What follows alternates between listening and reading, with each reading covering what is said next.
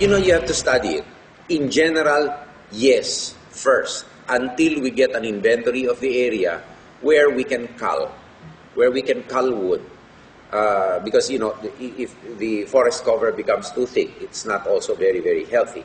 But definitely in areas where there are communities below, which can be subject to landslides, mudslides, and whose aquifers are not recharged anymore because of slash and burn farming, we have to impose it.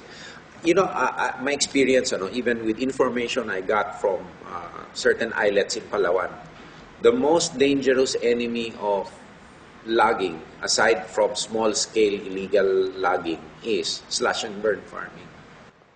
Since magsimula ako magtanim, mahigit na 1,000,000 puno na naitatanim ko, bagamat hindi ako nagkiklaim na environmentalist, pero yan, minamahal natin yan at mahalaga na yung natitira mga forest natin ay may preserve. Kaya sa akin, dapat tumigil muna. Kailangan dito yung reforestation mo din, umaandar eh. Hindi naman kasi kung pipigilan mo rin, tapos hindi mo kayang bantayan, nawawala rin lalo eh. Kaya nga lang, sa halip na yung malalaking lager ang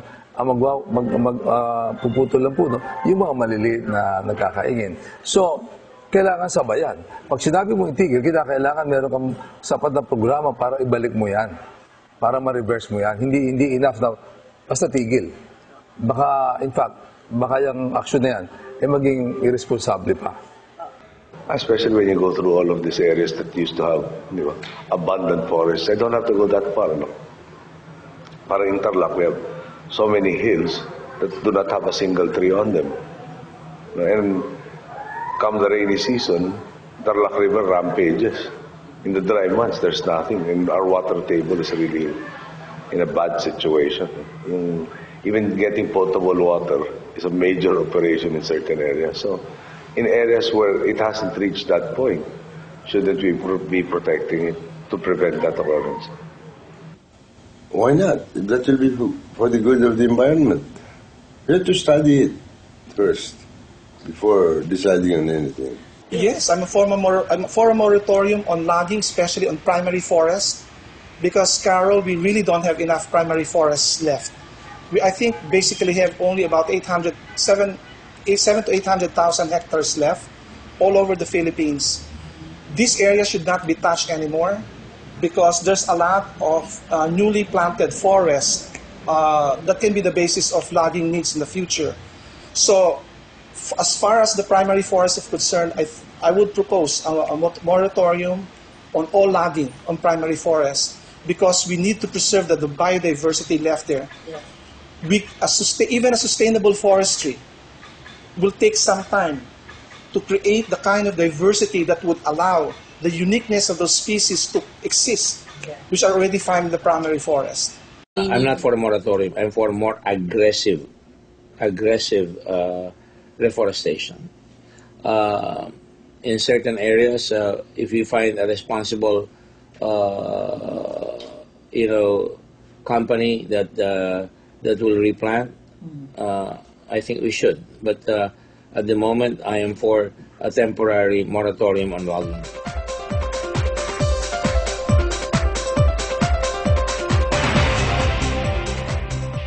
My stand is small-scale mining has to go.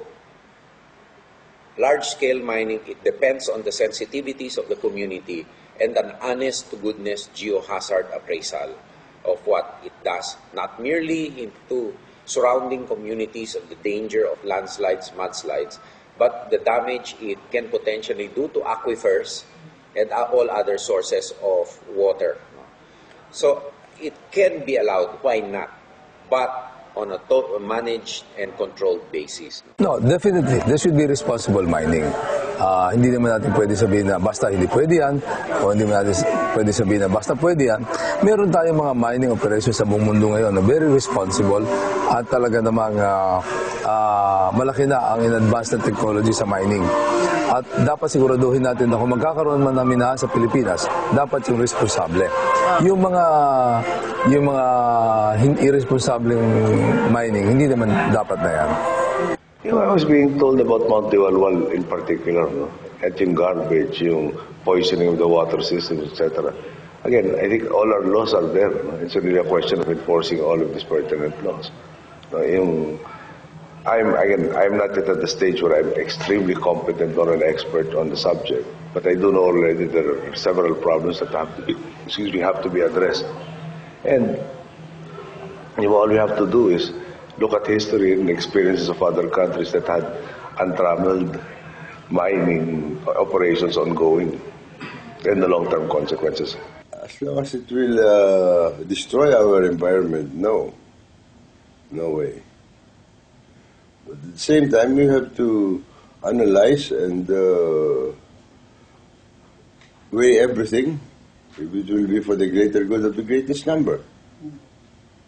The real issue in mining is how is the mining done, and I'll give a number of factors that create such a controversy in mining. First, the environmental impact, the toxic methods. Second is the way they procure the rights to mine in a specific area. The ECC, Environmental Compliance Certificate, requires social acceptability. This is basically ignored. And if this stands in the way, there's a lot of payoffs to local leaders. And so what you get is a lot of... FPIC for the Lumans. Exactly. And so what you're getting here, Carol, is that those ECCs are fake, most of them. They're not really authentic ECCs. And so you create a conflict.